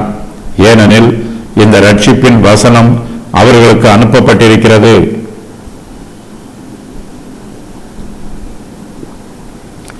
பவுல் தன் பிரசங்கத்தை கேட்கிற யூதர்களை மிகவும் அன்பான வார்த்தைகளினால் அழைக்கிறான். சகோதரரே, ஆபிரகாமின் சந்ததியில் பிறந்தவர்களே, தேவனுக்கு பயந்து நடக்கிறவர்களே என்று அவர்களை அழைத்து இந்த ரட்சிப்பின் வசனம் உங்களுக்கு அனுப்பப்பட்டிருக்கிறது என்று சுவிசேஷத்தை அவர்களுக்கு புரியும் விதத்தில் எடுத்துச் சொல்லுகிறான். பவுலும் ஒரு யூதன், எபிரேயரில் தானும் ஒரு எபிரேயன் என்று பவுல் தன்னை பற்றி குறிப்பிடுகிறான். ஆபிரகாமின் சந்ததியில் பிறந்த இந்த யூத ஜனங்களுக்கு இயேசு கிறிஸ்துவின் ரட்சிப்பின் வசனம் அனுப்பப்பட்டிருக்கிறது. யூதர்கள் தங்களுடைய பாவங்களில் இருந்து ரட்சிக்கப்பட வேண்டும் என்பதற்காகவே இந்த ரட்சிப்பின் வசனம் அவர்களுக்கு அனுப்பப்பட்டிருக்கிறது. யூதர்கள் ஆபிரகாமின் சந்ததியில் பிறந்திருப்பது அவர்களுடைய சிலாக்கியம். இது அவர்களுக்கு கிடைத்த மேன்மை. ஆபிரகாமின் சந்ததியில் பிறந்திருப்பது யூதருக்கு ஒரு மேன்மையாகவும் சிலாக்கியமாகவும் இருந்தாலும் அவர்கள் ஆபிரகாமின் சந்ததியில் பிறந்திருக்கிறார்கள் என்பதற்காக அவர்களுக்கு ரட்சிப்பு தானாய் வந்துவிடாது. தங்களுக்கு அனுப்பப்பட்டிருக்கிற ரட்சிப்பின் வசனத்தை அவர்கள் தங்கள் இருதயத்தில் ஏற்றுக்கொள்ள வேண்டும். அப்போதுதான் அவர்களுக்கு ரட்சிப்பு உண்டாகும். பெற்றோர்களும் பிள்ளைகளும் தனித்தனியாக ரட்சிக்கப்பட வேண்டும். பெற்றோர்களின் ரட்சிப்பு பிள்ளைகளுக்கு சுதந்திர வீதம் போல வந்து சேராது. ஆனாலும் ரட்சிப்பின் வசனமாவது யூதர்களுக்கு விசேஷமாக அனுப்பப்பட்டிருக்கிறது. ஏனெனில் இவர்கள் ஆபிரகாமின் சந்ததியில் பிறந்திருக்கிறார்கள். ரட்சிப்பின் வசனமாவது ஆபிரகாமின் சந்ததியில் பிறந்தவர்களுக்கு மாத்திரமல்ல, தேவனுக்கு பயந்து நடக்கிறவர்கள் எல்லோருக்குமே அனுப்பப்பட்டிருக்கிறது. யூதர்கள் தேவனுக்கு பயந்து நடக்கிறார்கள். அவர்களுக்கு இது ஒரு சிலாக்கியம். ஆகையினால் அவர்களுக்கும் ரட்சிப்பின் வசனம் அனுப்பப்பட்டிருக்கிறது. அதே சமயத்தில் தேவனுக்கு பயந்து யார் நடந்தாலும், அவர்கள் யூதர்களாக இருந்தாலும் புறஜாதியாராக இருந்தாலும், அவர்களுக்கும் இந்த ரட்சிப்பின் வசனம் அனுப்பப்பட்டிருக்கிறது. யூதர்கள் இந்த சிலாக்கியத்தை ஆபிரகாமின் சந்ததியில் பிறந்து பெற்றிருப்பதனால் இதன் ஆசீர்வாதங்களையும் பெற்று அனுபவிக்க வேண்டும். ரட்சிப்பின் வசனங்களை தங்களுடைய இருதயத்தில் ஏற்றுக்கொள்ள வேண்டும். பவுல் ஜப ஆலயத்தில் யூதர்களுக்கு பிரசங்கம் பண்ணும்போது இயேசு கிறிஸ்துவுக்கும் யூதர்களுக்கும் இடையில் உள்ள சம்பந்தத்தை எடுத்து பேசுகிறான். பவுலின் பிரசங்கத்தை கேட்டு அவர்களுக்கு இயேசுவை பற்றி தெரிந்து கொள்ள வேண்டும் என்னும் ஆர்வம் உண்டாயிருக்க வேண்டும். யூதர்களை பொறுத்த அளவில் இயேசு அவர்களுக்கு யாராக இருக்கிறார் என்பதை பவுல் விளக்கி கூறுகிறான். ஆதலால் சகோதரரே, இயேசு கிறிஸ்துவின் மூலமாய் உங்களுக்கு பாவ மன்னிப்பு உண்டாகும் என்று உங்களுக்கு தெரிந்திருக்க கடவது என்று அறிவிக்கிறான். பாவ மன்னிப்பு உண்டாகும். ஆதலால் சகோதரரே, அவர் மூலமாய் உங்களுக்கு பாவ மன்னிப்பு உண்டாகும் என்று அறிவிக்கப்படுகிறது என்றும் இயேசு கிறிஸ்துவின் மூலமாய் தங்களுக்கு பாவ மன்னிப்பு உண்டாகும் என்பது யூதர்களுக்கு தெரிந்திருக்க வேண்டும். ஆகையினால் பவுல் இந்த சுவிசேஷத்தை யூதருக்கு அறிவிக்கிறான். ஜப ஆலயத்தில் யூதருக்கு முன்பாக பிரசங்கம் பண்ண வேண்டும் என்பது பவுலின் நோக்கம் அல்ல. அவர்களுடைய உள்ளத்தில் பதியும் வண்ணமாக அவர்களுக்கு உபதேசம் பண்ண வேண்டும். இது பவுலின் நோக்கம். அவர்களும் இயேசு கிறிஸ்துவின் மூலமாய் ரட்சிப்பை பெற்றுக்கொள்ள வேண்டும். இந்த நம்பிக்கையில் பவுல் அவர்களோடு பேசுகிறான். ஜப ஆலயத்தில் உள்ள யூதரை குறிப்பிடும்போது சகோதரரே என்று அழைக்கிறான். தானும் அவர்களில் ஒருவன் என்பதையும் அவர்கள் தன்னை போன்றவர்கள்தான் என்பதையும் தாங்கள் எல்லோரும் ஒரே இனத்தையும் ஒரே தேசத்தையும் சேர்ந்தவர்கள் என்பதையும் பவுல் அவர்களுக்கு விவரித்து சொல்லுகிறான். பிரசங்கியார்கள் சுவிசேஷத்தை பிரசங்கிக்கும் போது பிரசங்கத்தை கேட்கிறவர்களை சகோதரரே என்று அழைப்பது நல்லது. அவர்கள் நன்மையில் தங்களுக்கு இருக்கும் அக்கறையை பிரசங்கியார்கள் இந்த வார்த்தையின் மூலமாக வெளிப்படுத்தலாம். அவர்களுக்கு சுவிசேஷத்தை பிரசங்கம் பண்ணும்போது அவர்கள் ரட்சிக்கப்பட வேண்டும் என்னும் ஆத்ம தாகம் தங்களுக்கும் இருப்பதை இதன் மூலமாக அவர்களுக்கு தெரியப்படுத்தலாம். சுவிசேஷத்தை கேட்கிறவர்கள் மிகவும் கவனத்தோடு கேட்க வேண்டும். சுவிசேஷத்தை ஏற்றுக்கொண்டால் அவர்களும் தேவனுடைய பிள்ளைகளாக ஆகும் சிலாக்கியத்தை பெற்றுக்கொள்வார்கள். இயேசு கிறிஸ்து தேவனுக்கும் அவர்களுக்கும் மத்தியஸ்தராக இருப்பார். கிருபையின் பிரமாணம் அவர்களுடைய ஜீவியத்தில் கிரியை நடப்பிக்கும். இயேசு கிறிஸ்துவின் மூலமாக மாத்திரமே மனுஷருக்கு பாவ மன்னிப்பு உண்டாகும். சுவிசேஷ வார்த்தையானது சாதாரண சத்தம் அல்ல, நம்முடைய ஆத்மாவிற்கு ஜீவனை கொடுக்கிற ஜீவ வார்த்தை. ஆகையினால் சுவிசேஷத்தை கருத்தாய் கேட்டு ஆவிக்குரிய ஆசீர்வாதங்களை பெற்றுக்கொள்ள வேண்டும். நீதிமான் ஆக்கப்படுகிறான். மோசேயின் நியாய பிரமாணத்தினாலே நீங்கள் எவைகளினின்று விடுதலையாகி நீதிமான்கள் ஆக்கப்படக்கூடாதிருந்ததோ விசுவாசிக்கிறவன் எவனும் அவைகளிலிருந்து இவராலே விடுதலையாகி நீதிமான் ஆக்கப்படுகிறான் என்றும் உங்களுக்கு தெரிந்திருக்க கடவது. மோசேயின் நியாய பிரமாணத்தினால் செய்ய முடியாததை கிறிஸ்துவின் சுவிசேஷம் செய்து முடிக்கிறது. இயேசு கிறிஸ்துவை விசுவாசிக்கிற எவனும் தங்களுடைய பாவங்களில் நின்று இயேசு கிறிஸ்துவினாலே விடுதலையாகி நீதிமான் ஆக்கப்படுகிறான். ஆகையினால் சுவிசேஷத்தை ஏற்றுக்கொண்டால் பாவ மன்னிப்பு உண்டு என்பதையும் தாங்கள் நீதிமானாக்கப்படுவோம் என்பதையும் புரிந்து கொண்டு சுவிசேஷத்தை விசுவாசித்து ஏற்றுக்கொள்ள வேண்டும். சுவிசேஷத்திற்கு விரோதமாக கிரியை நடப்பிக்கிற பிரமாணங்களை பின்பற்றி செல்லக்கூடாது. பாவிகள் நீதிமான்கள் ஆக்கப்படுவது மிகப்பெரிய அற்புதம். பாவம் செய்தவர்கள் இயேசு கிறிஸ்துவின் மூலமாய் தேவனுடைய பார்வையில் நீதிமான்களாக ஏற்றுக்கொள்ளப்படுகிறார்கள். இதுவே நீதிமானாக்கப்படுதல் என்று அழைக்கப்படுகிறது. மெய்யாகவே நீதிமான்கள் ஆக்கப்பட்டிருக்கிறவர்கள் தங்களுடைய எல்லா குற்ற உணர்வுகளில் இருந்தும் விடுவிக்கப்படுகிறார்கள். மோசேயின் பிரமாணத்தினால் எந்த மனுஷனையும் நீதிமான் ஆக்க முடியாது. ஆனால் இயேசு கிறிஸ்துவோ நம்மை பூரணமாக நீதிமான் ஆக்குகிறார். இயேசு கிறிஸ்துவின் மூலமாய் நம்முடைய பாவத்திற்கு பூரணமான பாவ நிவாரணம் செய்யப்பட்டிருக்கிறது. இயேசு கிறிஸ்துவை விசுவாசிக்கிறவர்கள் எல்லோரும் தங்களை அவர் ஆளுகை செய்ய வேண்டும் என்றும் தாங்கள் அவரால் நீதிமான்கள் ஆக்கப்பட வேண்டும் என்றும் விசுவாசித்து தங்களையே அவரிடத்தில் ஒப்புக் கொடுக்க வேண்டும். இயேசு கிறிஸ்துவையும் அவருடைய சுவிசேஷத்தையும் ஏற்றுக்கொள்ளாமல் புறக்கணிக்கிறவர்களுக்கு நித்திய அழிவு உண்டாகும். இப்படிப்பட்டவர்கள் தேவனுடைய கிருபையினால் தாங்கள் நீதிமான்கள் ஆக்கப்படுவதை அங்கீகரியாமல் தங்களுடைய சொந்த தீர்மானத்தினால் தங்களுக்கு தாங்களே அழிவை தேடிக் கொள்கிறார்கள். இயேசு கிறிஸ்து மூலமாக மனுக்குலத்திற்கு பாவ மன்னிப்பு உண்டாகும். கிறிஸ்துவில் வைக்கும் விசுவாசமும் இயேசு கிறிஸ்துவின் பாவ நிவாரணமும் மனுஷனை நீதிமான் ஆக்குகிறது. மோசேயின் நியாய பிரமாணத்தில் வைக்கும் விசுவாசமோ அல்லது அதன் மூலமாக நடத்தப்படும் கிரியைகளோ ஒருவருடைய ஆத்மாவை ரட்சிக்காது. ஆகையினால் நியாய பிரமாணத்தில் மாற்றம் கொண்டு வர வேண்டும் அல்லது அது அகற்றப்பட வேண்டும். எச்சரிக்கையாயிருங்கள். அன்றியும் தீர்க்கதரிசிகளின் புஸ்தகத்திலே அசட்டைக்காரரே பாருங்கள், பிரமித்து அழிந்து போங்கள். உங்கள் நாட்களில் ஒரு கிரியையை நான் நடப்பிப்பேன். ஒருவன் அதை உங்களுக்கு விவரித்து சொன்னாலும் நீங்கள் விசுவாசிக்க மாட்டீர்கள் என்று சொல்லியிருக்கிறபடி உங்களுக்கு நேரிடாதபடிக்கு எச்சரிக்கையாய் இருங்கள் என்றான். தீர்க்கதரிசிகளின் புஸ்தகத்தில் இஸ்ரவேல் புத்திரருக்கு ஏராளமான ஆசீர்வாதங்களும் நன்மைகளும் வாக்கு பண்ணப்பட்டிருக்கிறது. அவை எல்லாவற்றையும் யூதர்கள் பரிபூரணமாக பெற்றுக்கொண்டு தெய்வீக ஆசீர்வாதங்களை அனுபவிக்க வேண்டும். பவுல் தன்னுடைய பிரசங்கத்தை கேட்கிற யூதர்களை எச்சரித்து கூறுகிறான். அவர்களுடைய புஸ்தகத்தில் கூறப்பட்டிருக்கிற ஆசீர்வாதங்களை அவர்கள் பெற்றுக்கொள்ளவில்லை என்றால் அவர்களுடைய புஸ்தகத்தில் சொல்லப்பட்டிருக்கிற அழிவு அவர்களுக்கு வந்துவிடும். இப்படிப்பட்ட அழிவு தங்களுக்கு வந்து விடாதவாறு யூதர்கள் எச்சரிக்கையாய் இருக்க வேண்டும். பவுல் அவர்களை பயமுறுத்துவதற்காக எச்சரிக்கவில்லை. அவர்கள் அசட்டையாய் இருந்தால் தேவனுடைய ஆசீர்வாதங்களை பெற்றுக்கொள்ள முடியாது என்பதற்காகவே பவுல் அவர்களை எச்சரித்து கூறுகிறான். அப்போஸ்தலர் பவுல் பழைய ஏற்பாட்டு வசனத்தை இங்கு மேற்கோளாக கூறும்போது செப்துவஜின்ட் பதிப்பில் இருந்து எடுத்து பேசுகிறான். யூதர்களை அசட்டைக்காரரே பாருங்கள் என்று எச்சரிக்கிறான். இயேசு கிறிஸ்துவின் சுவிசேஷத்தை அசட்டை செய்கிறவர்களுக்கு அழிவு நேரிடும். தங்களுடைய சுய தீர்மானத்தினாலேயே இவர்கள் சுவிசேஷத்தை ஏற்றுக்கொள்ளாமல் அதை ஒதுக்கி வைத்துவிட்டு தங்களுக்கு அழிவை தேடிக்கொள்கிறார்கள். சுவிசேஷத்தை விசுவாசியாதவர்களுக்கு அழிவு வரும் என்று தீர்க்கதரிசிகளின் புஸ்தகத்தில் முன் அறிவிக்கப்பட்டிருக்கிறது. சுவிசேஷத்தை ஏற்றுக்கொள்ளாதவர்கள் பிரமித்து அழிந்து போவார்கள். பிரமிக்காதவர்கள் ரட்சிக்கப்படுவார்கள். பிரமிக்கிறவர்கள் அழிந்து போவார்கள். நாம் இயேசு கிறிஸ்துவின் பிள்ளைகளாக இருப்பதனால் நமக்கு அநேக சிலாக்கியங்கள் உண்டு.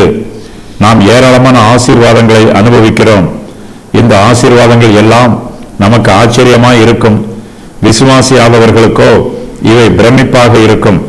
விசுவாசித்தால் ஜீவனும், விசுவாசியாமல் பிரமித்தால் அழிவும் உண்டாகும்.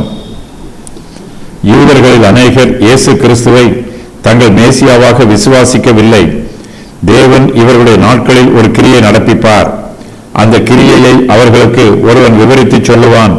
அப்பொழுது அவர்கள் இயேசு கிறிஸ்துவை தங்கள் மேசியாவாக விசுவாசிக்க வேண்டும். ஆனால் அவர்களோ தீர்க்கதரிசிகளின் புஸ்தகத்திலே சொல்லி இருக்கிறபடி தேவனுடைய கிரியையை விசுவாசிக்க மாட்டார்கள். இயேசு கிறிஸ்துவின் மூலமாய் தங்களுக்கு பாவ மன்னிப்பு உண்டு என்பதை யூத மார்க்கத்தார் விசுவாசிக்கவில்லை. தேவனுடைய மீட்பின் கிரியையை இவர்கள் அசட்டை பண்ணுகிறார்கள். தேவன் நடப்பிக்கிற கிரியையை ஒருவன் இவர்களுக்கு விவரித்து சொன்னாலும் இவர்கள் விசுவாசியாமல் இருக்கிறார்கள். தங்களுடைய நாட்களில் தேவன் நடப்பிக்கிற கிரியையை காணும் சிலாக்கியமும் அனுகூலமும் இவர்களுக்கு கிடைத்திருக்கிறது. ஆனால் தேவனுடைய கிரியையை விசுவாசித்து இயேசு கிறிஸ்துவை தங்களுடைய இரட்சகராக ஏற்றுக்கொள்கிற தேவ கிருபை இவர்கள் இடத்தில் இல்லை. இயேசு கிறிஸ்துவை தங்களுடைய இரட்சகராக ஏற்றுக்கொள்கிற ஜனங்கள் பரலோகத்திலும் ஏற்றுக்கொள்ளப்படுவார்கள். ரட்சிக்கப்படாதவர்கள் அழிந்து போவார்கள். பரலோகத்தின் மேன்மையை இழந்து போவார்கள். கீழ்ப்படியாமின் பிள்ளைகள் மீது தேவனுடைய கோபாக்கினை வந்து இறங்கும். தேவனுக்கு கீழ்ப்படியாதோர் எல்லோருமே இயேசு கிறிஸ்துவை அசட்டை பண்ணுகிற அசட்டைக்காரராகவே இருப்பார்கள். ஆகையினால் தேவன் தங்கள் நாட்களில் நடப்பிக்கிற கிரியைகளையும் அந்த கிரியைகளை நமக்கு விவரித்து சொல்லுகிற உபதேசங்களையும் நாம் பயபக்தியோடு கேட்க வேண்டும். கர்த்தருடைய வார்த்தையை விசுவாசிக்க வேண்டும். இயேசு கிறிஸ்துவின் மூலமாய் நமக்கு கொடுக்கப்படும் பாவ மன்னிப்பை பெற்றுக்கொள்ள வேண்டும். இயேசு கிறிஸ்துவை விசுவாசித்து நம்முடைய பாவங்களில் நின்று இயேசு கிறிஸ்துவால் விடுதலை பெற்று நீதிமான்கள் ஆக்கப்பட வேண்டும். இயேசு கிறிஸ்துவின் மூலமாக நமக்கு ரட்சிப்பு இலவசமாக கிடைக்கிறது. அதை நாம் ஏற்றுக்கொள்ளாமல் புறக்கணித்து விட்டால் தேவனுடைய நியாய தீர்ப்பு நம் மீது நிச்சயம் வரும். நம்முடைய முற்பிதாக்கள் மீது தேவன் பாபிலோனியர் மூலமாக நியாய தீர்ப்பை அனுப்பினார். இனிமேல் ரோமாபுரியார் மூலமாக தேவன் நியாய தீர்ப்பை அனுப்புவார் என்று பவுல் அவர்களுக்கு எச்சரித்துக் கூறுகிறார். பார்வையில் இருந்து ஒளிந்து போங்கள், உங்கள் விரோதிகளுடைய பயங்கரத்தில் இருந்து மறைந்து கொள்ளுங்கள் என்பது இந்த வாக்கியத்தின் பொருளாகும். இதற்கான கிரேக்க வார்த்தை அப்பானிசோ என்பதாகும். மத்தேயு 6, 16, 19, 20, அப்போஸ்தலர் 13, 41, யாக்கோபு 4, 14 ஆகிய வசனங்களில் இந்த வார்த்தை பயன்படுத்தப்பட்டிருக்கிறது. இந்த வேத வாக்கியம் கிபி 70ஆம் ஆண்டு நிறைவேறிற்று. எருசலேம் அழிக்கப்படும் கிரியையை இந்த வாக்கியம் விளக்குகிறது. கிபி 70ஆம் ஆண்டு இந்த வார்த்தை நிறைவேறிற்று. ஒரு சிலர் இந்த வாக்கியம் இஸ்ரவேலில் நடைபெறப்போகும் எழுப்புதலை குறிப்பதாக வியாக்கியானம் பண்ணுகிறார்கள். ஆபக்கூக் 1, 5 முதல் 10 வரை உள்ள வசனங்கள் இஸ்ரவேலின் அழிவையே குறிக்கிறது, அதன் எழுப்புதலை குறிக்கவில்லை.